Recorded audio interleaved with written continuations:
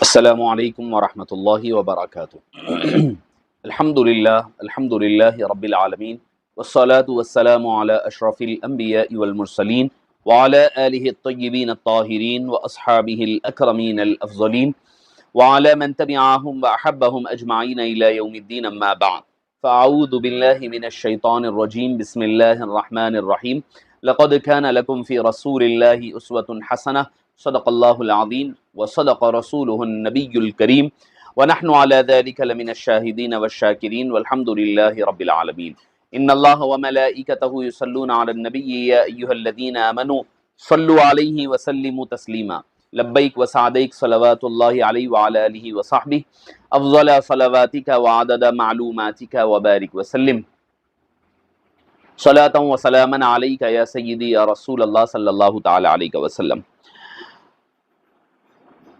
سوئے طیبہ یہ سمجھ کر ہے زمانے جاتے، یہ وہ روضہ ہے جہاں دل نہیں توڑے جاتے، بھول جاتے تھے صحابہ غم و آلام اپنے، دیکھ لیتے تھے جو سرکار کو آتے جاتے، دیکھ لیتے تھے جو سرکار کو آتے جاتے، دل کی آنکھوں سے اگر گنبد خضرا دیکھوں، آسماں سے بھی مدینے کو میں اونچا دیکھوں، آپ کو دیکھ کے دل میں یہ تمنا نہ رہی، حسن یوسف دم عیسیٰ ید بیضا دیکھوں، آپ قرآن ہی قرآن ہے چلتا پھرتا، آپ قرآن ہی قرآن ہے چلتا پھرتا، ہر ادا میں کسی آیت کا خلاصہ دیکھوں، ہر ادا میں کسی آیت کا خلاصہ دیکھوں، سیرت پاک پڑھوں کر کے وضو اشکوں سے، سیرت پاک پڑھوں کر کے وضو اشکوں سے، اس طرح آپ کا شاہا میں سراپا دیکھوں، عمر بھر نیند نہ آئے تجھے راتوں میں خلیل، گر تصور میں بھی حضرت کا بچھونا دیکھوں۔ معزز سامعین کرام، شفیق بزرگوں اور عزیز ساتھیوں، دل کی عطا گہرائیوں سے ماہ میلاد النبی اور آقا کریم علیہ السلام کی میلاد پاک کی پر نور اور پر مسرت سعادتیں، رحمتیں، برکتیں، الفتیں، راحتیں ہم تمام کے لیے مبارکباد ہیں، مبارکباد پیش خدمت ہے، کیونکہ آقا کریم علیہ السلام کی میلاد سے بڑھ کر کے خوشی والا دن، رحمت والا دن، برکت والا دن، سعادت مندی والا دن اور اللہ کی رحمتوں اور برکتوں کے حصول کا دن، اس سے بڑھ کر کوئی دن ہو نہیں سکتا۔ یہ دن نہ ہوتا تو نہ عید الفطر ہوتی، نہ عید الاضحیٰ ہوتی، نہ رمضان ہوتا، نہ شب میلاد شب قدر ہوتی، سب کچھ یہی مصطفیٰ کریم علیہ السلام کا صدقہ ہے۔ آج ہم جو بول رہے ہیں یہ بھی میلاد مصطفیٰ کا صدقہ ہے، آپ جو سن رہے ہیں یہ بھی میلاد مصطفیٰ کا صدقہ ہے، قرآن پڑھا جا رہا ہے یہ بھی میلاد مصطفیٰ کا صدقہ ہے، حرم میں نمازیں ہو رہی ہے یہ بھی میلاد مصطفیٰ کا صدقہ ہے۔ وہ جو چراغ مصطفیٰ کریم نے جلایا تھا، وہ جو چراغ جلایا تھا، یریدون لیطفئوا نور اللہ بافواہہم واللہ متم نورہ ولو کرہ الکافرون، کہ بھئی اللہ نے تو کیا کیا، هو الذی ارسل رسولہ بالہدی ودین الحق لیظہرہ علی الدین کلہ ولو کرہ الکافرون۔ اللہ فرماتا ہے کہ وہ جو چراغ ہم نے جلایا ہوا ہے، جو سراجم منیرہ کی شکل میں، لوگ چاہتے ہیں وہ چراغ کو اپنے منہوں سے بجھا دے، لیطفئوا نور اللہ بافواہہم، اللہ کے نور کو۔ اب اس میں پریشان ہو جاتے ہیں، اللہ کے نور سے مراد کیا ہے؟ کوئی سرکار ہے یعنی اللہ فرما رہا ہے نا، یریدون لیطفئوا نور اللہ، وہ چاہتے ہیں کہ اللہ کے نور کو اپنی پھونکوں سے، اپنی منہ سے پھونک کر بجھا دے۔ واللہ متم نورہ، اللہ نے تو اپنے نور کو کامل فرما دیا ہے، چاہے وہ لاکھ کافر کچھ بھی کرتے بیٹھے، مشرکین کچھ بھی کرتے بیٹھے، اللہ نے تو اپنے حبیب پاک کو بطور بشکل نور محمدی صلی اللہ علیہ وسلم کامل و اکمل فرما چکا ہے۔ معزز سامعین کرام، یقیناً یہ بڑی عظمتوں والی اور برکتوں والی عید ہے، برکتوں اور رحمتوں۔ اب لوگ سوال ہوگا، حالانکہ میرے موضوع سے تھوڑا سا ہٹ کر ہے، سوال ہوگا کہ بھئی میلاد عید کیسے بن گئی، یہ عید کیسے ہو سکتی ہے؟ ذرا غور کریں، بخاری شریف کی حدیث پاک اٹھا کر کے پڑھیں۔ ایک یہودی آ کر کے حضرت فاروق اعظم کو کہا، اگر الیوم اکملت لکم دینکم، یہ والی آیت کا یہ حصہ، سورہ مائدہ کی آیت نمبر 3 کا یہ چھوٹا حصہ ہے، ایک 1.5 لائن کی آیت کا حصہ ہے، اگر یہ ٹکڑا اگر ہمارے پاس نازل ہوتا تو ہم اس کو عید کا دن مناتے۔ تو فاروق اعظم کا جواب کیا تھا کہ یہ جو آیت کا تھوڑا سا حصہ، ٹکڑا، یہ جو آج نازل ہوا ہے، تم کہتے ہو کہ تم عید مناتے، یاد رکھو کہ اگر ہمارے پاس جب یہ نازل ہوئی ہے، ہم نے ایک نہیں بلکہ 2 عیدیں مناتے ہیں ہم۔ وہ تو چلا گیا، صحابہ نے پوچھا کہ اے فاروق اعظم 2 عیدیں کیسے ہوئی؟ فرمایا کہ یہ آیت جمعے کے دن نازل ہوئی اور یوم عرفہ کے دن نازل ہوئی. تو جمعے کے دن ماہانہ ہفتے واری عید مناتے ہیں اور عرفے کے دن سالانہ عید مناتے ہیں. ارے جب آیت کا ایک لائن اور ٹکڑا حصہ اگر جس دن نازل ہو جائے فاروق اعظم کی نظر میں وہ دوہری عید کا دن ہے، اور جس دن سارے مصحف کو ایک جگہ جمع کر دے، بند کر دیں، جب کھولیں تو کأن وجہہ ورقۃ مصحف، بخاری شریف کے حدیث کے الفاظ ہے، آقا کریم علیہ السلام کا چہرہ ایسے دکھ رہا تھا جیسے قرآن کا ایک صفحہ کھلا ہوا ہے. تو حبیب پاک جب ایک آیت کا ٹکڑا نازل ہو تو دو عیدیں، جب 6666 کم و بیش آیتیں جس قلب مصطفیٰ نے اپنے قلب پر محفوظ کیا ہے، اس قلب مبارک کا عالم کیا ہوگا. آپ خود اندازہ لگائیے وہ کیسی نے عید ہوگی. اب کوئی نہ مناتا ہے نہ منائے، کوئی کہتا ہے تاریخ کا اختلاف. میں نے کہا بھائی تاریخ چھوڑ دو، آپ جو تاریخ کو اہتمام کرتے کریے. کوئی کہتا ہے کہ 9 کو، میں نے کہا کہ کریے 9 کو، ہمیں کوئی اعتراض نہیں ہے. 9 ہونے سے 12 ہونے سے کوئی فرق پڑنے والا نہیں ہے. یاد رکھیے وصال و وفات و ولادت کے ایک جگہ جمع ہو جانے سے بھی کوئی فرق پڑنے والا نہیں ہے. کیوں؟ کیونکہ ہم تو وہ ہے اہل سنت والجماعت، جب اولیاء کرام کے انتقال و وصال کا دن ہوتا ہے تو اس دن کو بھی ہم یوم عرس منایا کرتے ہیں. وہ بھی ہمارے لیے روحانی جشن کا موقع ہوتا ہے. کیوں؟ الموت جسر یوصل الحبیب الی الحبیب، ایک حبیب کو دوسرے حبیب سے موت ملایا کرتی ہے. اور آقا کریم علیہ السلام کو جب اختیار دیا گیا، فرمایا گیا یا رسول اللہ صلی اللہ علیہ وسلم، جبریل امین آ کر کہے اگر آپ چاہیں تو دنیا میں رہے، چاہے تو آخرت میں اللہ کے پاس جائیں، آپ نے کیا فرمایا؟ اللہم الی الرفیق الاعلی، اے اللہ میں اپنے رفیق اعلیٰ کی طرف جانا چاہتا ہوں. کیوں؟ کیونکہ وہ حبیب سے ملاقات، حبیب کا محبوب کے ملن کی دن کو یوم وفات و وصال کہتے ہیں، اسی لیے ہم اس کو عرس کا دن کہا کرتے ہیں. تو لہٰذا اگر حضور پاک کی وفات کا دن بھی ہے تو اس میں کوئی فرق پڑنے والا نہیں ہے. یاد رکھیے. اب لوگ کہتے ہیں بھائی ابو بکر صدیق غم میں تھے، عمر فاروق غم میں تھے، وہ فلاں تھا وہ فلاں تھا، اور آپ لوگ جشن منا رہے ہیں. تو میں کہوں گا ارے نادانو، حضور پاک صلی اللہ علیہ وسلم کی جو ظاہری دیدار سے جو مشرف ہو رہے تھے، وہ محرومی نے وقتی طور پر ان کو صدمے میں لا دیا. مگر جب بات سمجھ میں آئی تو آپ مجھے بتا دیں، ابو بکر صدیق کے دور میں 2 سال پھر آئے ہیں ربیع الاول شریف کے ایام، تو کیا حضرت ابو بکر صدیق نے غم منایا ہے؟ 10 سال عمر فاروق نے غم منایا ہے، 12 سال عثمان غنی نے غم منایا ہے، 4 سال مولا علی نے غم منایا. کوئی ایک روایت لا کر کے بتا دے مجھے. جو پوچھتے ہیں نا میلاد آیا میلاد آیا، صحابہ غم منائے تھے، آپ خوشی منا رہے ہیں. یاد رکھیے، یہ اصول یاد رکھیے شریعت کا، غم کا وقت مقرر ہے، خوشی کا وقت مقرر نہیں ہے. غم کا وقت مقرر ہے، خوشی کا وقت مقرر نہیں ہے. غم کیا ہے؟ فرمایا ہر ایک کے لیے 3 دن کا غم ہے، 3 دن کے بعد غم ختم. بیوہ ہے تو وہ 4 مہینے 10 دن غم کرے گی، اس کے بعد اس کا غم بھی ختم. اس کے بعد وہ نکاح کرے، سب کرے، اس کے لیے سب جائز، غم کرنا حرام قرار دیا. مگر خوشی کی بات آئی تو کیا فرمایا؟ بچہ پیدا ہو تو خوشی میں عقیقہ کرو، بکرے کاٹو، گوشت کی تقسیم کرو. آپ کرتے ہیں، فرمایا کہ 7ویں دن کرو، نہیں کر سکے 11ویں دن کرو، نہیں کر سکتے 21ویں دن کرو، نہیں تو زندگی میں کبھی بھی کرو، جب بھی کر رہے ہیں جس دن بچہ پیدا ہوا اس سے 1 دن پہلے کر لیا کرو. خوشی کے لیے ہر وقت کے لیے اجازت دی گئی ہے، غم کے لیے محدود وقت رکھا گیا ہے. غم محدود ہے، خوشی ہر وقت کے لیے عام رکھی گئی. تو بہرحال آقا کریم علیہ السلام کا جشن کا موقع ہے. ان کے غلام، ان کے جانثار اور ان کے چاہنے والے بے حساب خوشیوں کا اظہار کرتے ہیں، محبتوں کا اظہار کیا کرتے ہیں.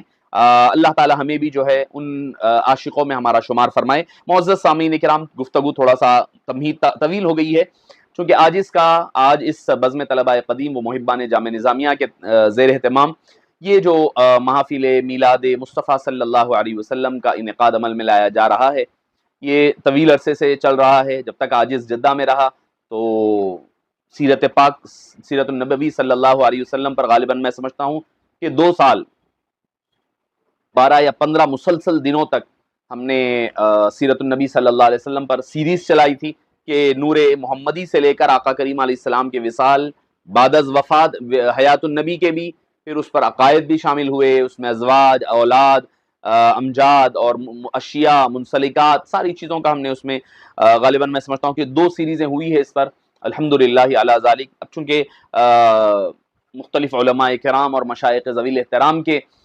خطابات کے ذریعے سے ماشاءاللہ بزم طلباء قدیم و محبان جامع نظامیہ اس محافل کو اور پر نور کیا ہے. میں دل کی گہرائیوں سے مبارکباد پیش کرتا ہوں، اور چونکہ آج کو جو عنوان دیا گیا، آج اس کے لیے جو عنوان تجویز کیا گیا کہ سیرت النبی صلی اللہ علیہ وسلم اور 21ویں صدی۔ معزز سامعین کرام، سیرت النبی کیا ہے؟ حضور پاک صلی اللہ علیہ وسلم کی حیات مبارکہ کو اللہ نے اسوہ حسنہ بنایا ہے، قدوہ مبارکہ بنایا ہے۔ اسوہ کہتے ہیں کہ قدم بر قدم چلنے کو کہا جاتا ہے، کوئی چلے ان کے قدم کے پیچھے قدم رکھ کر چلے، اس کو اسوہ کہا جاتا ہے، اس کو قدوہ کہا جاتا ہے۔ تو معزز سامعین کرام، ہر خطوہ پر، ہر خطوات پر حضور پاک صلی اللہ علیہ وسلم کے پیچھے پیچھے چلنا در حقیقت یہ اسوہ مبارکہ پر چلنے کا نام ہے۔ حضور پاک کو اللہ نے کامل و اکمل بنایا ہے، بلکہ کامل و اکمل ہی نہیں بنایا، بلکہ جو ان سے جڑ گیا ہے اللہ نے اس کو بھی کامل بنا دیا ہے، اس کو بھی کامل و اکمل بنایا ہے۔ تو معزز سامعین کرام، اللہ تعالیٰ کا بے پناہ فضل اور اس کا احسان ہے کہ اللہ نے ہمیں امت محمدی میں پیدا فرمایا، اور پھر زندگی گزارنے کے لیے اسوہ حسنہ بھی عطا فرمایا کہ اس اسوے پر چل کر تم کامیاب و کامران ہو سکتے ہو۔ اگر چاہتے ہو کہ دنیا میں کامیاب ہو تو فرمایا اسوہ مبارکہ سیرت پاک کو دیکھنا پڑے گا۔ سیرت پاک کے بغیر تمہیں کوئی چیز ملنے والی نہیں ہے، وہی اسوے پر چل کر کے کامیاب ہو۔ اور عجیب انداز ہے بھئی، اللہ تعالیٰ فرما رہا ہے میرا بندہ میرے راستے، میرا قرب پانا چاہتا ہے، میرے حبیب کے راستے پر چلے۔ من یطع الرسول فقد اطاع اللہ، جو رسول کی اطاعت کر لے وہ در حقیقت اللہ کی اطاعت۔ فرمایا رسول کو راضی کرو، مجھ کو راضی کرنا ہوگا، ان کو دیکھو، مجھ کو دیکھنا ہے، ان کی محبت میری محبت، ان کی اتباع میری اتباع، ان کی رضا میری رضا، ان کی بات سننا میری بات سننا۔ سب کچھ اللہ نے اب دو الگ الگ راستے نہیں رکھے، ایک ہی راستہ کر دیا۔ پہلے راستے دو تھے، رسول کا راستہ الگ رکھا جاتا، خدا کا راستہ الگ رکھا جاتا، مگر حبیب کی بات آئی تو دونوں کو یکجا کر دیا، کر کے کہا کہ اب دوئی نہیں ہوگی، وہ ذات خدا خدا ہے، مگر مصطفیٰ کریم علیہ السلام اس خدا سے جدا بھی نہیں ہے۔ آپ دیکھیں عبادت میں کیا کہ وہ ذات لا شریک عمل میں کرے شریک، صلو علی النبی کی ہدایت اسی کی ہے، صلو علی النبی کی ہدایت اسی کی ہے۔ اور کیا ہے کہ روزے پہ جا کے سجدے تصور سے ہو ادا، اس میں نہ روک ٹوک کسی عسکری کی ہے۔ روزے پہ جا کے سجدہ تصور سے ہو ادا، اس میں نہ روک ٹوک کسی عسکری کی ہے۔ لالو گوہر زبان جھڑے جاتے ہیں لالو گوہر لبوں سے جھڑے لالو گوہر لبوں سے گرے جاتے ہیں میرے، لالو گوہر لبوں سے گرے جاتے ہیں میرے، شاید میرے خیال میں مٹی اسی کی ہے۔ معزز تاثیر اسی مٹی کی ہے۔ تو معزز سامعین کرام، شفیق بزرگوں اور عزیز ساتھیوں، آقا کریم علیہ السلام کی سیرت پاک سننا، سنانا، یقیناً یہ عمل کرنا ہمارے لیے لازمی اسوہ اور قدوہ ہے۔ آج کا دور جس کو آج 21ویں صدی کہا جا رہا ہے، اب آج کا دور تو پہلے ہم نہیں سنتے تھے بھائی، ہمیں کہا جاتا ہے کہ ملینئر ہے ہم لوگ، پتہ نہیں کیا کیا ہے، وہ ایئر وائز کچھ ڈویژنز ہے، تو بچے مجھے بتا رہے تھے۔ تو آج کا جو دور ہے وہ جنزی کا دور ہے۔ اب جو نوجوان ہے، جن کو ہم نوجوان کہتے ہیں، کہ 16 سال سے لے کر 25 سال، 15 سے 25 سال یا 16 سے 26 سال کے درمیان جو ہے، ان کو آج جنزی کہا جا رہا ہے۔ اس سے اور چھوٹے ہو جائیں تو پھر کہتے ہیں وہ الفا ہے، وہ بیٹا ہے، وغیرہ وغیرہ۔ بہرحال میں اس میں نہیں جاؤں گا بھئی، یہ ترقی یافتہ دور ہے، یعنی ہر گوشے زندگی میں نئی نئی ایجادات آ رہی ہے، ہر نئے دن کئی نئی ایجاد، نئے انکشافات عقل و خیرت کو حیرت میں ڈال رہے ہیں۔ چیٹ جی پی ٹی اٹھا لے، آپ کو جو چاہیے ٹائپ کریے، آپ کو مل جایا کر رہی ہے۔ آج دنیا میں دوری ختم ہو گئی ہے، ذرائع ابلاغ اتنے قریب، حالانکہ میں بیٹھا ہوا ہوں انڈیا، حیدرآباد میں اپنے گھر پر بیٹھا ہوا ہوں، اور آپ حضرات بیٹھے ہوئے ہیں جدہ میں، باب الاحمر اور جدہ، یعنی جس کی نسبت حضرت سیدتنا بی بی حوا علیہ السلام کے ساتھ، وہاں بیٹھ کر کے آپ حضرات اس عاجز کو سماعت فرما رہے ہیں۔ یہ کیا ہے؟ ذرائع ابلاغ، وسائل نقل و حمل کے نے ترقی کر کے سالوں مہینوں کے کام کو گھنٹوں میں منٹوں میں طے کر دیا ہے۔ پہلے کے مقابل میں آج مال و دولت کی بھی کمی نہیں، حقیقت میں آج زمین جو ہے سونا اگل رہی ہے، سمندروں نے اپنی تہوں میں سے ہیرے جواہرات نکال رہے ہیں، پیٹرول نکل رہا ہے، نہ جانے سونے کی کانیں نکل رہی ہیں، سارے اسباب و ذرائع نظر آ رہے ہیں ایک دائیں، مگر اس کے باوجود آپ غور کریے، سب ہے، مال ہے، دولت ہے، پیسہ ہے، بے حساب شہرتیں ہیں، آپ کے ہو سکتا ہے کہ Instagram per thousands millions of followers ہے، آپ کے فیس بک پر ہے، آپ کے ٹویٹر پر کئی آپ کو فالو کرنے والے ہیں، آپ کے لائکس اتنے آتے ہوں گے، آپ کو ویوز اتنے آ رہے ہوں گے، سب کچھ ہوگا، مگر اس کے باوجود جو ہے آج لوگوں کو سکون اور طمانینت نہیں ہے. دائمی جو ایک بے اطمینانی ہے نا، جو سب پر مسلط کی ہوئی ہے، بے چین ہے، دل بے قرار ہے، پریشان ہے، ہر طرف ظلم و ستم کا بازار آپ کو گرم نظر آ رہا ہے. آدمی کے اندر ایک عجیب قسم کی خشونت آ گئی ہے. آئے دن فسادات، قتل و غارت گری، مار پیٹ، گالی گلوج، نت نئے فتنے جنم لے رہے ہیں. فتنوں کا نہ تھمنے والا ایک سیلاب چل پڑا ہے. جدھر دیکھیں اختلاف ہی اختلاف نظر آ رہا ہے. آدمی پریشان ہے. بین الاقوامی طور پر اختلاف ہے، ملکی سطح پر اختلاف ہے، سنی اہل حدیث حضرات کا اختلاف ہے، پھر سنی میں آ جائیں تو پھر حنفی شافعی کا اختلاف، پھر اب ایسا ہو گیا ہے کہ صحابہ اہل بیت اطہار کا اختلاف، فرقے واریت عام ہو رہی ہے، سیاسی اعتبار سے، خاندانی اعتبار سے، گھر والے، میاں بیوی، بھائی بھائی، ماں باپ، آل و اولاد، ہر طرف آپ کو اختلاف نظر آ رہا ہے. ہر دوسرا ایک دوسرے سے مختلف، منحرف نظر آ رہا ہے. خود غرضی عام ہو رہی ہے، اخلاق و پاک دامنی کا فقدان ہے، شرافت و ایمانداری ختم ہو رہی ہے، امن و آشتی کا بے سکونی پیدا ہو رہی ہے. یہ کیا ہے؟ پیسہ ہے، نام ہے، نمود ہے، شہرت ہے، فالوورز ہے، سب کچھ ہے، سب کچھ ہے، فنگر ٹپس پر ہر چیز ہو رہی ہے. آپ بولیں گے کہ آخر وجہ کیا ہے؟ گناہ کا دور دورہ ہے، بے حیائی عام ہے، بے شرمی عام ہے، نئی نئی شکل اختیار کر رہی ہے. دختر کشی یا نسل کشی ایک فیشن بن گیا ہے، اور اپنی ہماری لڑکیاں بے پردہ ایسی کھلے عام بے حیائی کے کام نظر کرتی ہوئی نظر آ رہی ہے جس پر کوئی لگام نظر نہیں آ رہا ہے. ایسا لگ رہا ہے کہ ان کے اوپر شیطانی ٹولہ حاوی ہو چکا ہے. معزز سامعین کرام، اب آپ غور کریے تو یہ ترقی جو ہم کر رہے ہیں وہ ترقی حقیقی ہے، یا جو یہ تنزل ہے جو ہم نیچے گر رہے ہیں وہ اصل ہے؟ ہمیں یہ گیپ نظر نہیں آ رہا ہے. یہ سمجھ نہیں آ رہا ہے کہ ہم اسے ترقی کا نام دیں یا ہماری ناکامیوں کا نام دیں. آپ غور کر دیے، ذرا غور فرمائیے کہ آج ضرورت کس بات کی ہے، کیا کام کرنے کی ضرورت ہے، ہمیں کس نہج پر گفتگو کرنے کی ضرورت ہے.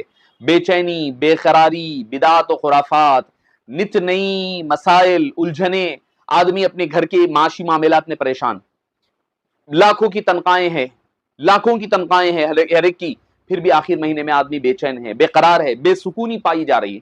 آخر وجہ کیا ہے؟ آج کیوں انسانیت سسک رہی ہے، بلک رہی ہے؟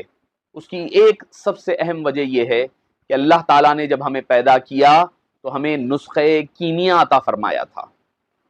وہ نبیوں میں رحمت لقب پانے والا، مرادیں غریبوں کی بر لانے والا، فقیروں کا مولا، غریبوں کا ملجا، وہ اپنے پرائے کا غم کھانے والا. آج اللہ نے جو حبیب پاک ہمیں عطا فرمایا تھا نا، اتر کر ہرا سے سوئے قوم آیا، اور ایک نسخے ساتھ اور ایک ساتھ نسخے کیمیا ساتھ لایا. وہ جو نسخے کیمیا اللہ نے عطا فرمایا تھا نا، جس نے گھٹاٹوپ تاریکیوں میں، اندھیروں میں اور ظلمتوں میں پھیلی ہوئی انسانیت کو روشن کر دیا تھا، آج اس نسخے کیمیا سے بھی ہم محروم ہیں. اس ذات پاک سے بھی اپنا تعلق کمزور کر لیا جس نے نسخے کیمیا لایا تھا. آج وجہ یہ ہے ہماری، ہم آقا کریم علیہ الصلوۃ والسلام کی تعلیمات سے دور ہو گئے ہیں. حضور پاک صلی اللہ علیہ وسلم کی تعلیمات میں اور آج کے دور میں بڑا گیپ پیدا ہو گیا ہے. یہ بہت بڑا چیلنج ہے ہمارے لیے. جتنے دائی حضرات ہیں، جو لوگ میری بات سن رہے ہوں گے، علماء کرام ہو یا پھر جو بھی دین کا کام کرنے والے حضرات ہیں، ان کے لیے ایک بہت بڑا یہ چیلنج ہے، کیونکہ میں خود بذات خود دیکھ رہا ہوں. یہ آج میں دیکھ رہا ہوں کہ یہ کس سمت پر جا رہا ہے. یہ نیا جو جنریشن جا رہا ہے نا، بدتمیزی عروج پر ہے، بے حیائی عروج پر ہے، ادب و اخلاق کا جنازہ نکل چکا ہے.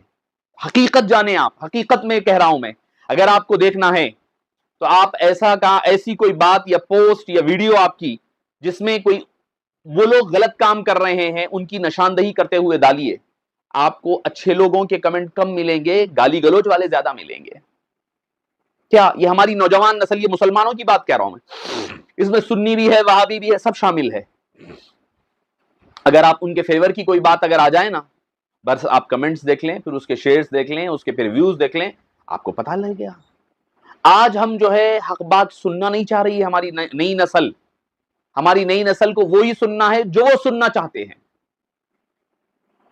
اگر ان کے کوئی کرکٹر کے بارے میں کوئی غلط کام پر اگر آپ نشاندہی کر دیں، آپ کو گالی گلوچ شروع کر دیں گے.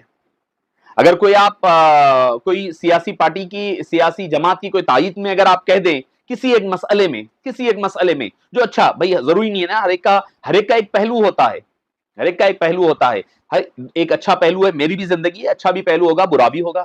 اگر میں مثال کے طور پر کسی کی اچھائی نشاندہی کر رہا ہوں تو اگر کسی کو اختلاف ہے میری بات سے، اختلاف کرے، مگر اپنے ادب اور اخلاق کے دائرے میں رہ کر کے کیا کریں۔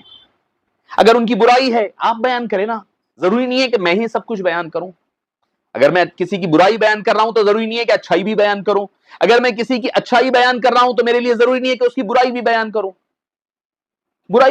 آپ کے لیے میدان ہے، پھر آپ اس پر کام کریے، مگر اس کے لیے گالی گلوچ کرنا، فحش زبانیں استعمال کرنا، گالیاں دینا علماء کرام کو دیا جا رہا ہے، مفتیان کرام کو دیا جا رہا ہے، ہم اپنے اخلاق کے دائرے سے گر رہے ہیں۔ بھئی آپ کو اعتراض ہوگا، میں آپ کو ایک مثال دے رہا ہوں، چونکہ اب آج کل بہت زیادہ وہ چل رہا ہے، اسی لیے میں آپ کو مثال دے رہا ہوں۔ جامعہ نظامیہ ازہر ہند کے معاملات میں، وہ وقت کی اراضی وغیرہ کے معاملات میں کیا ہے کیا نہیں ہے، میں اس میں تفصیل میں نہیں جا رہا ہوں، میں نہیں جاؤں گا۔ وہاں پر اختلاف ایک پیدا ہوا تو امیر جامعہ حضرت العلامہ مفتی خلیل احمد صاحب قبلہ مفکر اسلام ہے، جو آج حیدرآباد میں جتنے علماء کرام پائے جاتے ہیں ان سب کے استاد ہے وہ۔ بھئی آپ اختلاف کریں، کیا کرنا تھا کیا نہیں ہوا، کیا نہیں ہونا تھا ہوا، بہرحال وہ ایک علیحدہ موضوع ہے، آپ وقت لے کر جا کر پوچھیں، سوال کریں، پہلے کیمرہ آن کرنے سے پہلے ایک آداب کے گفتگو ہوتے ہیں۔ یہ بھی حضور پاک صلی اللہ علیہ وسلم کی تعلیمات آج کی 14ویں صدی میں، حالانکہ میرا یہ عنوان کا یہ حصہ نیچے آنا تھا مگر چونکہ بات اوپر آ گئی ہے میں ذکر کر رہا ہوں، آپ کو میں ذکر کر دیتا ہوں۔ حضور پاک صلی اللہ علیہ وسلم نے کیا فرمایا؟ المجلس امانہ، مجلس جس میں آپ بیٹھتے ہیں نا وہ امانت ہوتی ہے۔ آپ کسی کے چار کے ساتھ بیٹھیں، کیمرہ آن کر آپ ویڈیو نہیں لے سکتے جب تک کہ آپ اجازت نہیں ہے، آڈیو فون پر نہیں ڈال سکتے، آپ کسی کا وائس ریکارڈ نہیں کر سکتے، فون ریکارڈ نہیں کر سکتے، یہ اسلام میں حرام ہے، منع ہے۔ بھئی کوئی دوسرا کر رہا وہ اس کے ساتھ ہوگا، میں شریعت مطہرہ آپ کو بتا رہا ہوں۔ میں بھئی اسلامی اصول کیا ہے؟ حضور پاک نے کیا فرمایا؟ حضور پاک صلی اللہ علیہ وسلم نے فرمایا اگر لوگ کوئی اگر تنہائی میں بات کر رہے ہیں تو تیسرے کو اجازت نہیں ہے کہ وہ گھس کر جا کر وہ ان کی بات سنیں، نہیں، اجازت نہیں ہے۔ اگر آپ نے کسی کی بات سنی بھی ہے، کوئی بات کانوں میں پڑ گئی، اس کو دوسروں تک پہنچانا یہ گناہ ہے، یہ غیبت ہے فرمایا۔ اور کسی کی اجازت کے بغیر ان کا فون ریکارڈ کرنا، ان کی بات دوسروں تک پہنچانا۔ اگر بھئی آپ مفتی خلیل احمد صاحب سے اگر بات ہے، گفتگو ہے، پہلے اجازت لے لیتے، حضرت میں خود جانتا ہوں، میں کئی حضرات کو دیکھا ہوں، میں خود جامعہ میں بیٹھا ہوا تھا مفتی صاحب قبلہ کے پاس، تو ایک دو رپورٹر حضرات آئے، میں نام نہیں لوں گا، وہ لوگ آئے اور آ کر کے کہا کہ حضرت ہم جو ہے اس مسئلے پر آپ سے کچھ انٹرویو لینا چاہتے ہیں۔ پہلے پوچھا انہوں نے، کیمرہ آن نہیں کیا، مائکس بند ہے، کیمرے آن آف ہے، انہوں نے پوچھا تو حضرت نے فرمایا بیٹے یہ مسئلہ جو ہے عدالت میں زیر دورہ ہیں، اور جو ہے اس مسئلے پر اخبارات میں بہت کچھ آ رہا ہے، اب ایک بھئی کہی ہوئی بات اور ایک تنازعہ پیدا ہوگا، یہ اب سے نہیں کئی سالوں سے چل رہا ہے، آپ نے کچھ باتیں ان کے سامنے رکھی اور وہ مطمئن ہو گئے بات سے اور وہ پلٹ کر کے چلے گئے۔ حضرت نے فرمایا کہ نہیں بابا اس پر ویڈیو نہیں بنائیں، وہ چلے گئے پلٹ کر کے۔ اگر آپ کو پرسنلی اگر آپ کو پوچھنا تھا تو پہلے اجازت لی جاتی، لے کر کے۔ اچھا یہ تو معاملہ ایک پہلو ہے، اس کا دوسرا پہلو کیا ہے؟ نعوذ باللہ من ذالک، علماء کرام کے بارے میں ایسی باتیں کہی گئی بس آپ سن نہیں سکتے۔ سوشل میڈیا نے جو طوفان بدتمیزی کھڑا ہوا جس میں اپنے پرائے سب شامل ہے، جو جامعہ سے بغض و عناد رکھتے ہیں ان لوگوں نے بھی اپنے بغض کا پورا اظہار کیا، چاہے وہ سنی ہو چاہے وہ اہل حدیث و وہابی ہو، اور ساتھ ہی ساتھ چونکہ کسی طرح سے کیونکہ مجلس اتحاد المسلمین کے ساتھ جامعہ کے علماء کرام کے روابط ہیں، اور خود جامعہ امائم کے جو فاؤنڈر رہے ہیں جو عبد الواحد اویسی صاحب رہے ہیں سابق صدر، وہ بھی چونکہ جامعہ سے فارغ ہیں تو ایک نسبتیں ہیں جامعہ کے ساتھ۔ اب اس نسبت و تعلق کی وجہ سے جو سیاسی اختلاف تھا وہ بھی اپنا پورا نزلہ اتارنے میں اتر گئے۔ جنہیں پہلے جامعہ کے فتاووں سے پریشانی تھی عقائد کے معاملے میں، وہ عقائد پر اعتراض نہیں کر سکے تھے وہاں پر فتووں پر، اب ان کو موقع مل گیا اعتراض کرنے کا، وہ بھی میدان میں کمر باندھ کر کے آ گئے، گالی گلوچ پر اتر آئے۔ ان کے مقام و مرتبے پر کوئی فرق نہیں آئے گا، مگر آپ اپنا کردار لوگوں کے سامنے دکھا رہے ہیں، اپنے اخلاق، اپنے فیملی بیک گراؤنڈ بتا رہے ہیں کہ میں ایسا ہوں، میرے ماں نے میری باپ نے یہ تربیت دی ہے۔ میں آپ کو مثال دیا ہوں، ایک مثال دیا ہوں، میں تائیدی بات نہیں کہہ رہا ہوں، میں نہ کوئی اس تنازع پر، میں ایک مثال دے رہا ہوں آپ کے سامنے سمجھنے کے لیے آسانی ہو جائے۔ حضور پاک صلی اللہ علیہ وسلم کی سیرت پاک کیا ہے؟ آقا کریم علیہ السلام نے سیرت کیا سکھایا؟ فرمایا من لم یؤقر کبیرنا، فلیس منا من لم یعقر کبیرنا ومن لم یرحم صغیرنا، وہ ہم میں سے نہیں ہے جو بڑوں کی توقیر نہ کرے. صرف بڑوں کی کہا گیا، وہاں پر کوئی عالم کی بات نہیں کہی گئی، استاد العلماء کی بات نہیں کہی گئی، صرف اتنا کہا من لم یعقر کبیرنا، جو ہمارے بڑوں کا ادب نہ کرے وہ ہم میں سے نہیں ہے، وہ ہم میں سے نہیں ہے. اختلاف رائے ہوتا ہے، ہونی چاہیے، مگر بے ادبی ایسا لفظ نہ ہونی چاہیے جس میں بے ادبی کا شائبہ بھی پیدا ہو. لوگ اکثر و بیشتر حضرت سیدنا فاروق اعظم کی مثال دے رہے ہیں. حضرت فاروق اعظم کے پاس آ کر مسجد نبوی میں ایک صحابی نے سوال کر لیا. ہاں کیا، یقیناً کیا. حضرت فاروق اعظم سے یہ سوال نہیں ہوا کہ آپ بیت المقدس پر کب حملہ کرنے والے ہیں، دشمنوں کے بارے میں آپ کی کیا اسٹریٹجی ہے، کیا آپ کی پلاننگ ہے، نہیں پوچھا گیا تھا. جا کر کے پوچھا دو چادریں اضافی نظر آ رہی ہے. ان کی پرسنل زندگی سے متعلق سوال کیا گیا. جبکہ جو بات دشمن آگاہ نہ ہو جائے اس کے بارے میں معاملات کو چھپا کر رکھنا، یہ سیرت پاک کا اصول ہے، یہ سیرت پاک سناتی ہے. ذرا فتح مکہ اٹھا کر کے دیکھیے، بخاری مسلم ساری کتب حدیث بھری پڑی ہوئی نظر آئے گی. کیا حضور پاک صلی اللہ علیہ وسلم نے فرمایا ہم مکے کے لیے جا رہے ہیں، فتح مکہ کے لیے، مگر صحابہ کو تاکید کی کہ کوئی صحابی کوئی بھی ادھر کی بات مکے میں نہ پہنچائے، سختی کے ساتھ کہہ دیا. ہوا یہ ایک بدری صحابی تھے، میں نام نہیں لوں گا، بدری صحابی تھے، وہ ہوا یہ کہ ایک اپنی باندی کے ذریعے سے خط لکھ کر کے بند کر کے روانہ کیے کفار مکہ میں سے کچھ جو ان کے ساتھی تھے، ان حضرات تک یہ خبر پہنچانے کے لیے. آقا کریم علیہ السلام عالم الغیب ہے، اللہ نے دلوں کی احوال کی خبر دی ہے. فرمایا کہ اے علی، اے عباس، جو چند صحابہ کو بھیجا، حضرت زبیر کو بھیجا، جاؤ جا کر وہ علاقے میں وہ ایک خاتون ہے، وہ جا رہی ہے، اس کے پاس ایک پرچی لیٹر ہے، وہ لے کر کے آؤ، وہ لے کر کے آؤ خبر. وہ گئے، جا کر کے دیکھا تو کیا ہے، خاتون ہے. پوری مال کی تلاشی لی گئی، وہ کچھ بھی نہیں ملا. حضرت مولا علی نے کہا کہ یہ ہو ہی نہیں سکتا. حضور پاک نے فرمایا تھا یہاں جانے سے پہلے خاتون ملے گی، قافلہ ملے گا، اس میں خاتون ہوگی. یہ مقام آ گیا ہے، یہی قافلہ ہو سکتا، اس کے علاوہ میرے حبیب پاک کی بات غلط نہیں ہو سکتی. اس خاتون کو کہا تو اگر دیتی ہے دے، ورنہ تجھے برہنہ کر کر کے ہم تلاشی لیں گے. اس نے اپنے سر کے بالوں میں سے کہیں چھپائی ہوئی تھی چٹھی، خط نکال کر کے دیا. وہ خط میں لکھا ہوا تھا کہ مسلمان حضور پاک اپنے جمع غفیر کے ساتھ یہاں پر حملہ کے لیے تشریف لا رہے ہیں. کہاں؟ مکہ مکرمہ لکھا ہوا تھا. اب اس کے بعد وہ خط بھی لایا گیا، وہ خاتون کو بھی لایا گیا، وہ صحابی کو بھی طلب کیا گیا. اب پوچھا گیا، حضرت عمر نے کہا کہ یا رسول اللہ اجازت دیجئے اس منافق کی گردن اڑا دوں، اس منافق کی گردن اڑا دوں. آقا کریم علیہ السلام نے فرمایا نہیں نہیں، ٹھہر جاؤ. پوچھا گیا تو جب وہ صحابی نے کہا یا رسول اللہ وہ جو آدمی ہے جس کو میں خط لکھا، سارے کفار کو نہیں، وہ آدمی، اس نے میرے ساتھ بہت سلوک کیا تھا. جب میرا مال وہاں پر لٹ رہا تھا، سب کا مال، اس نے میرے مال کی حفاظت کی، اس نے میرے اہل و عیال کے ساتھ سلوک کیا تھا. میرے سلوک کا بدلہ عطا کرنے کے لیے میں اس کو آگاہ کرنے کے لیے بھیجا تھا. میرے دل میں کوئی نفاق نہیں ہے، میرے دل میں منافقت نہیں ہے، کوئی چور نہیں چھپا ہوا تھا. تو اندازہ لگائیے، اپنے دشمنوں کو آگاہ نہ کرنے کے لیے اپنے راز کو راز رکھنا، یہ بھی سیرت رسول پاک صلی اللہ علیہ وسلم کا اسلوب ہے. ایسا نہیں ہے کہ ہر چیز آئے بیٹھ جائے سوشل میڈیا پر بیٹھے ہر چیز کھول کھول کر بیان کرے. نہیں، کچھ چیزیں راز ہوتی ہے، اس کو راز رکھنا پڑتا ہے. قرآن نے بتایا الف لام میم، قرآن نے کہا حامیم الف لام را حامیم عین سین قاف کاف ہا یا عین صاد حامیم عین سین قاف. آپ پوچھیں گے کہ یہ کیا ہے؟ فرمایا یہ اللہ اور اللہ کے رسول کے مابین راز ہے، تیسرا اس کو جان نہیں سکتا. تو یہ سیرت پاک کا اصول ہے، یاد رکھیے. سیرت پاک ہمیں کیا سکھاتی ہے؟ ہمیں یہ سکھاتی ہے کہ ہم اپنے آقا کریم علیہ السلام کی بتائی ہوئی سیرت کے مطابق چلیں. بھئی اصول، زبان اپنی خراب نہ ہونے پائے. میں چونکہ آگے چلا گیا تھا، پھر پلٹ کر کے اپنے پیمانے کی طرف، اپنی جو گفتگو اور بات کی طرف ہے اس طرف آ رہا ہوں کہ آقا کریم علیہ السلام نے اس دور، آج کے دور میں بھی جو مسائل، سب سے پہلا دور، سب سے پہلی بات، چونکہ میں اسی پر تو اپنی بات کو گفتگو کر دوں کہ آج کل جو ہے سوشل میڈیا کے جو نقصانات ہو رہے ہیں، اس سے ہمیں سبق سیکھنے کی ضرورت ہے. یہ تو میں نے ایک واقعہ بیان کر دیا سیرت پاک کی روشنی میں. سیرت النبی صلی اللہ علیہ وسلم کی روشنی میں ہمارے لیے اصول کیا ہے؟ ہم اپنے اخلاق کا دائرہ نہ چھوڑے پائے. حضور پاک صلی اللہ علیہ وسلم نے جب جبل ابو قبیس پہ ٹھہر کر لوگوں کو دعوت دی تو آپ نے اپنے کپڑوں کو اتارا نہیں، برہنہ نہیں ہوئے، بلکہ اضافی طور پر اپنی کالی کمبل کو اوڑھ لیا تھا. کمبل مبارک کو اوڑھ کر کے آپ نے خطاب فرمایا. پتا کیا چلا؟ آپ فیس بک استعمال کریے، آپ ٹویٹر استعمال کریے، آپ انسٹاگرام استعمال کریے، یہ سارے موڈ ہے، مگر اپنا کردار رکھیے. زبان آپ کی رہے، جھوٹی باتیں انٹرنیٹ پر بغیر تصدیق کے کچھ بھی پھیلا دینا، کس کے بھی بول دینا لفافہ مولانا ہے، وہ بریانی کھانے والے ہیں، وہ فلاں ہے، وہ فلاں ہے. آپ کیسے کہہ سکتے آپ بھئی؟ آپ تہمت لگا رہے ہیں کسی کے اوپر، آپ تہمت لگا رہے ہیں کسی کے اوپر کیا کہہ کر کہ بھئی کوئی پیسہ لے لیا، کوئی پیسہ لے کر کے خاموش بیٹھا ہوا ہے. تو اب اندازہ لگائیے کہ کسی پر تہمت کا وبال کیا ہے. اس کی مذمت آقا کریم علیہ الصلوۃ والسلام نے فرمایا کہ یہ گناہ کبیرہ ہے.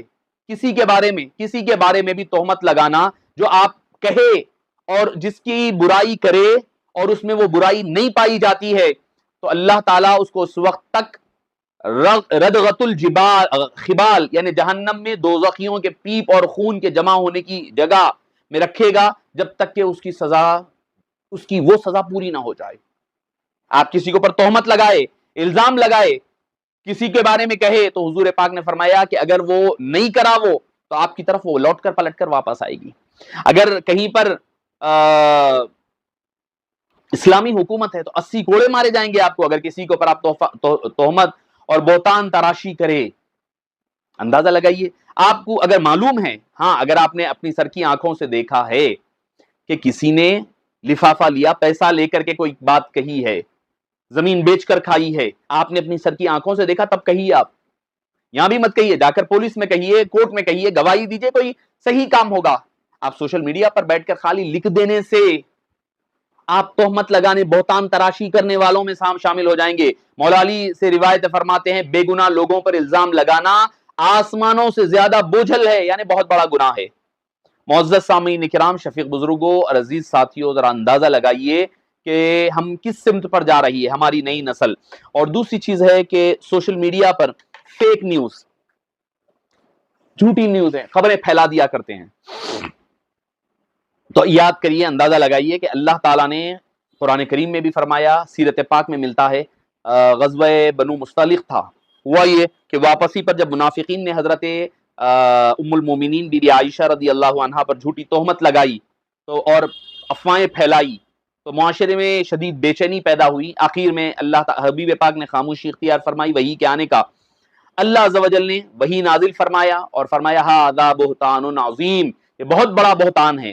تو اندازہ لگائیے ہمارے لیے سبق کیا ملتا ہے. سبق یہ ہے سوشل میڈیا کے اس دور میں، 21ویں صدی کے دور میں، جب تک کہ آپ کے پاس کسی چیز کی تصدیق نہ ہو جائے تب تک کہ اس چیز کو شیئر مت کریے، اس چیز کے بارے میں بات مت کریے جب تک کہ آپ کے پاس 100% ایکوریٹ نیوز آ جائے، خبر آ جائے، جب تک کہ آپ اس چیز کی طرف آگے مت بڑھا کریے. یہ ایک پہلا سبق ہے. یعنی کیا؟ فیک نیوز اور سوشل میڈیا کے نقصانات، اخلاق و کردار حضور پاک صلی اللہ علیہ وسلم نے ہمیں سکھایا ہے. حضور پاک صلی اللہ علیہ وسلم اگر آپ کو کوئی غلط کہہ رہا ہے کہنے دیں، اس کے کہے جانے سے آپ کا مقام نہ کم ہوگا نہ تعریف کرنے سے بڑھے گا. وہ اپنے اخلاق و کردار دکھا رہا ہے، اس کو اپنے اخلاق دکھانے دیجئے. آپ اپنے اخلاق دکھائیے. اسوا تو یہی ہے نا، ادھر پتھر پڑتے حضور پاک ادھر دعا دیتے، وہ کانٹیاں بچھاتے حضور پاک ان کے لیے قبائیں سناتے، وہ لوگ گالی دیتے حضور انہیں رحمت کی مجدے سناتے. یہ تو کردار، یہ کہاں ہے؟ منکر جو تھے قائل ہوئے، دشمن بھی سب مائل ہوئے، مسحور کن تھا کس قدر یا مصطفیٰ لہجہ تیرا. یہی تو تھا نا. منکرین پتھر مارے، کانٹیاں بچھائی، سب کچھ کیا، حبیب پاک نے مسکرا کر کے جواب دیا. وہ اسوا کہاں گیا آج ہمارے لیے؟ وہ کردار کہاں چلا گیا؟ اگر کوئی ہمارے بارے میں کوئی کہہ دے، ہم گالی گلوچ پر آستین چڑھا کر چلے جا رہے ہیں. اسوہ مبارکہ کو سامنے رکھنا ہوگا. اور دوسرا جو ہے آج کے دور میں جو سماج کا جو فرق نظر آ رہا ہے، سماج میں ایک دوسرے کے اندر جو نظر آ رہا ہے، ہمارے اندر جو لائف میٹر کر رہی ہے، ہم کسی کو کالے کو گورا، گورے کو کالا، بڑا چھوٹا، یہ جو تمیز ہے اسلام نے یہ ختم کیا تھا. آقا کریم علیہ السلام نے فتح مکہ کے موقع پر فرمایا تھا، جب قریش کے بڑے بڑے سردار موجود تھے، آپ نے حضرت بلال حبشی کو حکم دیا کہ جاؤ جا کر کعبے کی چھت پر ٹھہر کر اذان دو. فرق کو ختم کیا.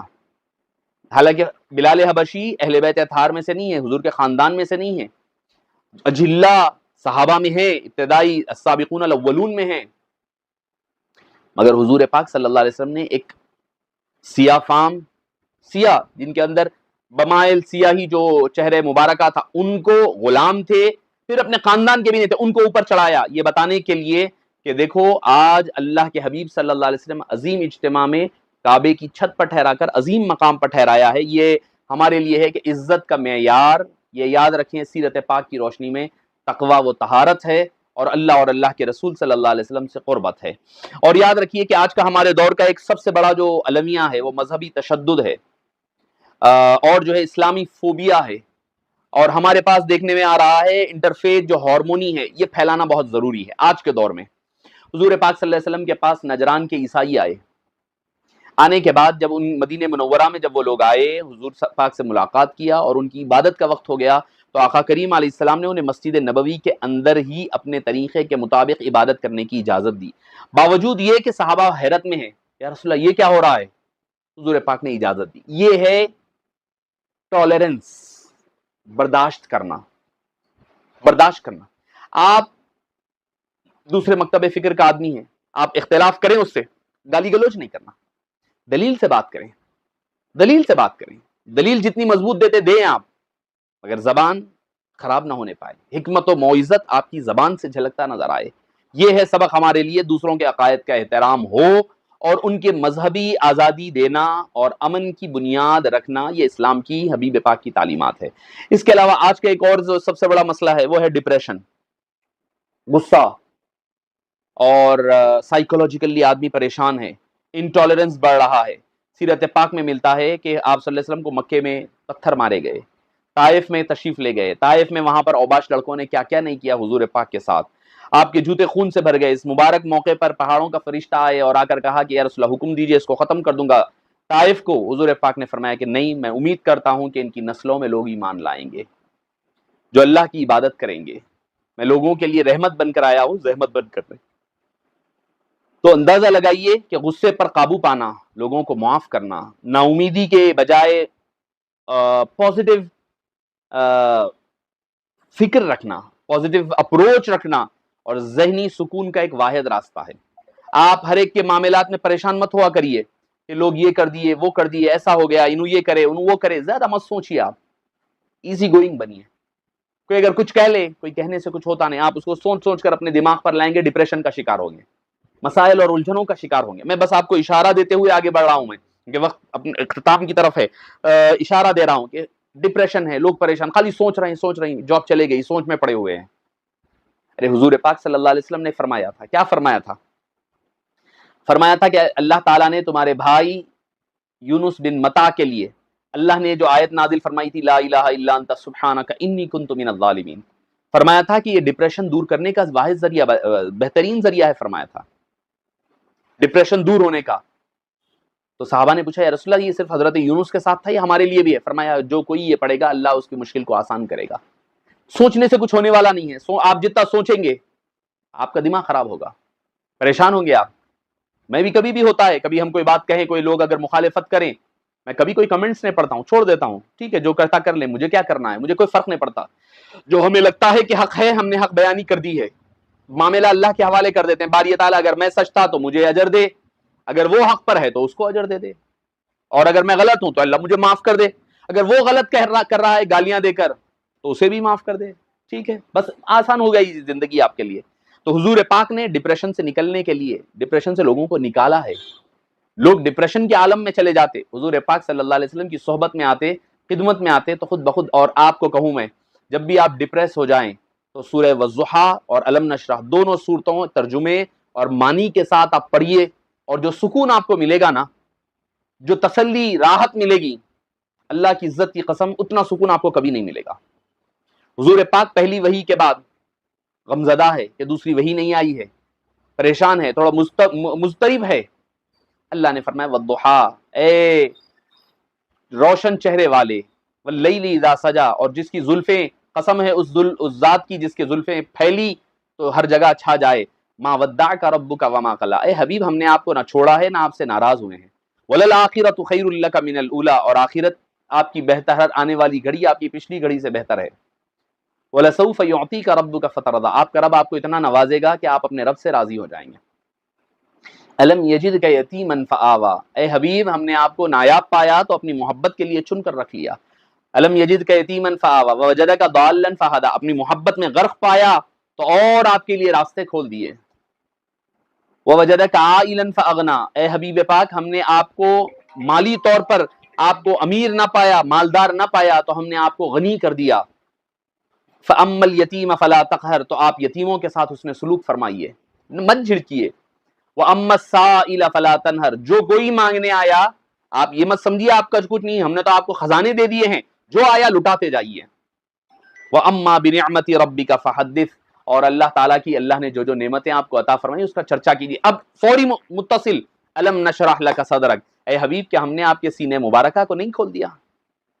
وَوَضَعْنَا عَنْكَ وِزْرَكَ، اور ہم نے آپ کے پیٹھ کے بوجھ کو ہٹا نہیں دیا۔ الَّذِي أَنقَضَ ظَهْرَكَ، اور ہم نے آپ کے بوجھ کو ہٹا نہیں دیا جو آپ کے پیٹھ مبارک کو، پشت کو دبائے جا رہا تھا۔ صلی اللہ علیہ وسلم نے جو وحی کے رک جانے کی وجہ سے جو فکر مندی تھی، وہ فکر مندی کی وجہ سے آپ اپنے آپ کو مزمحل کر فرما رہے تھے، غم کی وجہ سے فرمایا مت کریے۔ الَّذِي أَنقَضَ ظَهْرَكَ وَرَفَعْنَا لَكَ ذِكْرَكَ، ہم نے آپ کے ذکر کو بلند فرما دیا اے حبیب آپ کی خاطر۔ فَإِنَّ مَعَ الْعُسْرِ يُسْرًا، ہر مشکل کے ساتھ آسانی ہے۔ إِنَّ مَعَ الْعُسْرِ يُسْرًا، پھر ہر مشکل کے ساتھ آسانی ہے۔ فَإِذَا فَرَغْتَ فَانْصَبْ، جب آپ یہ کاموں سے فارغ ہو جائیں اپنے رب کی طرف، وَإِلَىٰ رَبِّكَ فَارْغَب، اپنے رب کی طرف آپ رغبت اختیار فرمائیے، عبادتوں میں مشغول۔ یہ دو صورتیں کیا ہے؟ آپ پڑھیے، آپ کا ڈپریشن دور ہو جائے گا، آپ کی جو پریشانیاں ہیں دور ہو جایا کرے گی۔ تو بہرحال معزز سامعین کرام، حضور پاک کا اسوہ ہمیں آج کے دور کے مسائل کا حل نظر آتا ہے۔ اس کے ساتھ ساتھ آپ دیکھیے کہ ماحول کا جو آج کے دور میں ہم کہہ رہے ہیں نا کہ انوائرمنٹل جو چینجز آ رہے ہیں، حضور پاک صلی اللہ علیہ وسلم نے جنگلات کے کاٹنے، جانوروں پر ظلم کرنے، مارنے، قدرتی وسائل کو ضائع کرنے سے منع فرمایا ہے۔ فرمایا اگر تم وضو بھی کر رہے ہو سمندر کے کنارے تو بھی پانی ضائع مت کیا کرو۔ یہ کیا ہے؟ یہ ماحول کو محفوظ رکھنا ہے، یہ انوائرمنٹ کو سیو کرنا ہے۔ اور حضور پاک کی سیرت میں ملتا ہے کہ ایک انصاری صحابی کے باغ میں تشریف لے گئے، وہاں ایک اونٹ کھڑا ہوا تھا جو آپ کو دیکھ کر بلبلانے لگا اور اس کی آنکھوں سے آنسو رواں ہونے لگے۔ حضور پاک نے اس کے مالک کو بلایا اور فرمایا کیا تم اس جانور کے معاملے میں اللہ سے نہیں ڈرتے جسے اللہ نے تمہاری ملکیت میں دیا ہے؟ مجھ سے شکایت کر رہا ہے کہ تم اس پر بوجھ ڈالتے ہو مگر اس سے کام زیادہ لیتے ہو اور اس کو غذا صحیح نہیں دیتے ہو۔ یہ دیکھیے جانوروں کی حفاظت، ان پر ظلم و ستم نہ ہونا۔ پھر فرمایا اگر تم کہیں پر فاتح بن کر جاؤ تو حکم دیا کہ وہاں پر جا کر تم کسی جھاڑ کو مت کاٹنا، جھاڑوں کو پھیلایا ہے۔ حضرت سلمان فارسی کے باغ میں گئے، کھجوروں کے جھاڑوں کو لگایا ہے، ماحول کو روشن کیا ہے، سرسبز و شاداب رکھا ہے۔ تو معزز سامعین کرام، شفیق بزرگوں اور عزیز ساتھیوں، اگر میں کہتا جاؤں تو ایسی کئی باتیں آپ کو عرض کر سکتا ہوں کہ حضور پاک صلی اللہ علیہ وسلم کی سیرت پاک کے اسوے اور نمونے کے تحت ہمیں چاہیے کہ ضروری ہے کہ اپنی زندگیوں میں مکمل طور پر آقا کریم علیہ السلام کے اسوے کو عام کریں، حضور پاک صلی اللہ علیہ وسلم کی تعلیمات کو عام کریں۔ اگر یہ تعلیمات عام ہوگی تو یقین جانیے یہ دور اسلام کا دور بنے گا، یہ صدی اسلام کی صدی بنے گی۔ یہ دور اسلام کے پھیلانے کے لیے سب سے بہترین دور ہے، سب سے بہترین۔ آپ کے پاس ہر قسم کی آلات موجود ہے، ہر قسم کے آپ کے پاس ذرائع ہے، موڈس ہے، سوشل میڈیا ہے، اس کو استعمال کر کر کے آپ اللہ عز و جل کے احکام کو لوگوں سے واقف کروا سکتے ہیں، اللہ کے احکام کو زمین پر نافذ کر سکتے ہیں، ہر ایک کے حقوق کو واضح کر سکتے ہیں، اسلام کی خوبصورتی کو پھیلا سکتے ہیں۔ شرط یہ ہے کہ ہم اسوہ مبارکہ پر عمل کریں، صحیح اسلام پر چلیں اور اسلام پر چل کر کے کامیاب و کامران ہو سکتے ہیں۔ اللہ پاک سے دعا ہے کہ باری تعالیٰ ہمیں اور آپ کو میلاد مصطفیٰ کے صدقے و طفیل اس میلاد مصطفیٰ کی اغراض و مقاصد پر بھی عمل کرنے کی توفیق نصیب فرما، اور باری تعالیٰ ان محافل کو جو انعقاد عمل میں لایا گیا تمام حضرات کو دین دنیا اور آخرت کی بھلائیاں عطا فرما۔ جتنے حاضرین جمع ہیں اور جتنے اس میں غائبانہ اس میں شریک ہیں، باری تعالیٰ ان تمام کے گھروں میں، زندگیوں میں آقا کریم علیہ السلام کے نور پاک کی برکتیں، رحمتیں، الفتیں، راحتیں عطا فرما اور ہر گھر میں شادمانیاں نصیب فرما۔ اے باری تعالیٰ آقا کریم علیہ السلام کے صدقے و طفیل عالم اسلام کی جو پریشانیاں، مضطرب دنیا ہے، مضطرب کونین ہے، کائنات کو باری تعالیٰ اضطراب کو دور کر کر اس میں سکون اور اطمینان کو قائم فرما دے، امن و سلامتی کا بول بالا فرما، تڑپنے پھڑکنے کی توفیق دے، دل مرتضیٰ سوز صدیق دے۔ صلی وسلم وزد وبارک علی سیدنا محمد وآلہ وصحبہ اجمعین والحمد للہ رب العالمین۔